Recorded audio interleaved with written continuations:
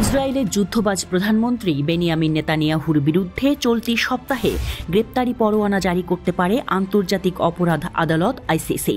ধূর্ত নেতানিয়াহুকে বাঁচাতে কোমর বেঁধে নেমেছেন মার্কিন প্রেসিডেন্ট জো বাইডেন। এখানেও ওয়াশিংটনের দ্বৈত নীতি।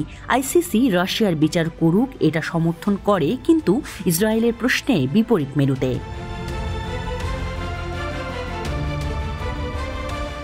ইসরায়েলের প্রধানমন্ত্রী বেনিয়ামিন নেতানিয়াহু মার্কিন যুক্তরাষ্ট্রের প্রেসিডেন্ট জো বাইডেনকে আইসিসির ওপর হস্তক্ষেপ করতে বলেছেন। গাজায় যুদ্ধাপরাধের জন্য দায়ী জ্যেষ্ঠ ইসরায়েলি কর্মকর্তাদের গ্রেপ্তারি পরোয়ানা জারি করা থেকে আইসিসিকে আটকাতে বলেছেন নেতানিয়াহু। 2 ইসরায়েলি কর্মকর্তার বরাত দিয়ে অ্যাক্সিওস জানিয়েছে।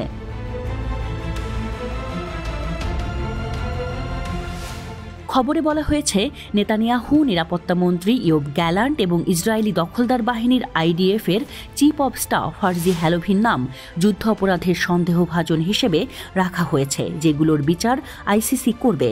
অ্যাক্সিওসের মতে, নেতানিয়াহু আঞ্চলিক উন্নয়ন এবং ফিলিস্তিনি প্রতিরোধের সাথে বন্দি বিনিময় চুক্তির বিষয়ে বাইডেনের সাথে একটি ফোন কলের সময় গ্রেপ্তারি পরোয়ানা জারির সম্ভাবনার বিষয়ে ক্রমবর্ধমান প্রতিবেদনের বিষয়ে তার উদ্বেগ প্রকাশ করেছেন।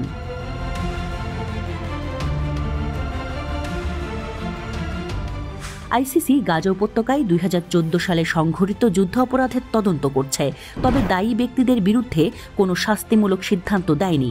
হোয়াইট হাউস ন্যাশনাল সিকিউরিটি কাউন্সিলের একজন মুখপাত্র বাইডেনের সাথে নেতানিয়াহুর কলের বিষয়বস্তু সম্পর্কে মন্তব্য করতে অস্বীকৃতি জানিয়েছেন। তবে অ্যাক্সিওসকে ওই কর্মকর্তা বলেছেন, যেমন আমরা প্রকাশ্যে অনেকবার বলেছি, এই পরিস্থিতিতে আইসিসির কোনো এখতিয়ার নেই এবং আমরা তার তদন্তকে সমর্থন করি না।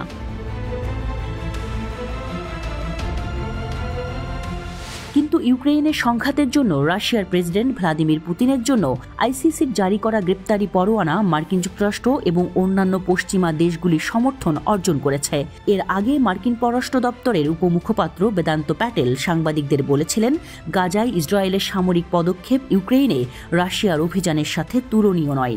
যেহেতু প্যাটেলকে প্রশ্ন করা হয়েছিল যে মার্কিন যুক্তরাষ্ট্র ইসরায়েলি কর্মকর্তাদের বিরুদ্ধে আইসিসির সম্ভাব্য আইনি পদক্ষেপের বিরুদ্ধে ছিল, কিন্তু রাশিয়ার বিরুদ্ধে আইসিসির পদক্ষেপকে সমর্থন করেছিলেন।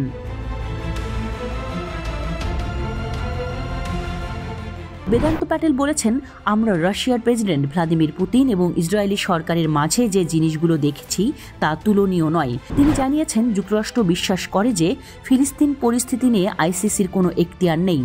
এই যখন অবস্থা, তখন মার্কিন কংগ্রেস ইসরায়েলের সমর্থনে ছোটাছুটি করছে। অ্যাক্সিওস রিপোর্ট করেছে, ডেমোক্রেটিক এবং রিপাবলিকান উভয় দলের কংগ্রেস সদস্যরা ইসরায়েলের সিনিয়র কর্মকর্তাদের বিরুদ্ধে ওয়ারেন্ট জারি করার বিরুদ্ধে আইসিসিকে সতর্ক করছে।